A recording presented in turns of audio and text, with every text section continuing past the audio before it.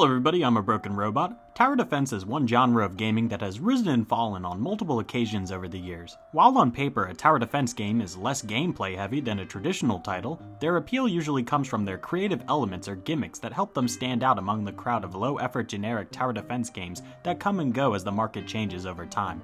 Franchises like Balloon Tower Defense and Kingdom Rush were able to not only stay fresh, but have multiple sequels and spin-offs thanks to how unique and genre-defining their unique units and stages were. But easily the most successful and most innovative tower defense franchise all stem from a little indie title you probably know well, Plants vs. Zombies.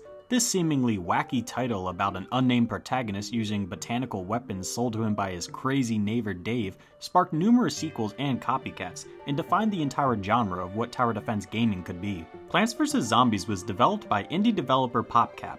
PopCap was a small development team that had origins in Flash game development. Lead developer George Fan was inspired by tower defense games that were popular around the mid-2000s, but wanted to build on the concept. Many tower defense games followed a formula of set stages and paths for enemies to wander along while you place sentries on the side. George wanted a more challenging tower defense game that didn't suffer from an unfair power creep, as many tower defense games at the time had.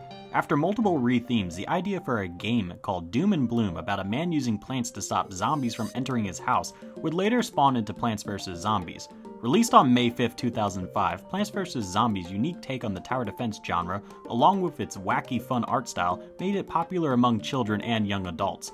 Additionally, thanks to the game's small file size and simple 2D graphics, it could be ported to everything from computers to consoles to even handheld devices like DSIs and smartphones. The wide appeal along with the simplistic but fun gameplay made Plants vs. Zombies PopCap's breakout success that would lead to a partnership with EA in 2011.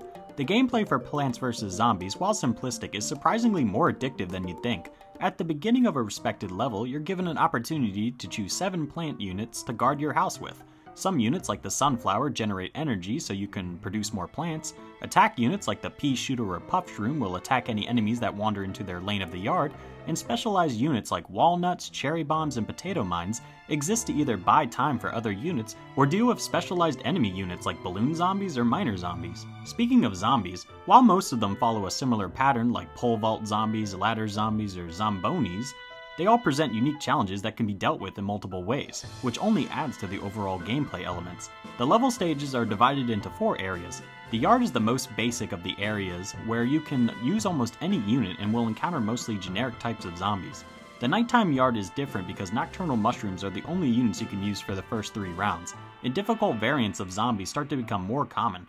The backyard is the most interesting of the 4 stages because a pool takes up 2 of the 6 lanes, allowing you to use aquatic plants, and in return some pretty deadly versions of aquatic zombies will also attack you. The final stage is the roof, where only catapult plants can be used due to there being no dirt on your roof and the angle of your house. Additionally, flower pots are necessary because of the, previously said no dirt. Each of the 4 stages have their respected enemies and challenges, but no matter what, your goal is to prevent the zombies from eating your brains. Plants vs. Zombies is improved upon by breaking up the gameplay loop with specialized levels. Some popular examples of this are Walnut Bowling, dealing with the fog in the backyard or the front yard, and the famous final battle with a giant zombie mech. The main campaign is the biggest appeal of Plants vs. Zombies, but it also benefits heavily from extra minigames and puzzles to keep you occupied in between levels or after you finish the main game. Many of these minigames consist of specialized challenges ranging from more difficult versions of Walnut Bowling, using a slot machine to select your plants, and even zombies being able to fire back at your plants.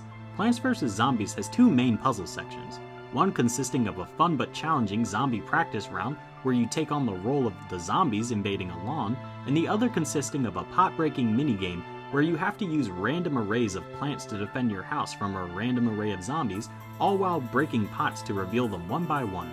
If you're looking for other options, PopCap also included a Zen Garden minigame where you can not only take a break from the carnage in the campaign, but grow and take care of your own pet versions of the plant units that can be collected by completing challenges in the survival mode. While this additional content isn't anything game-changing, it's icing on the cake that truly shows how PopCap made the first game from a labor of love. What I personally like about Plants vs. Zombies is its easy and casual nature.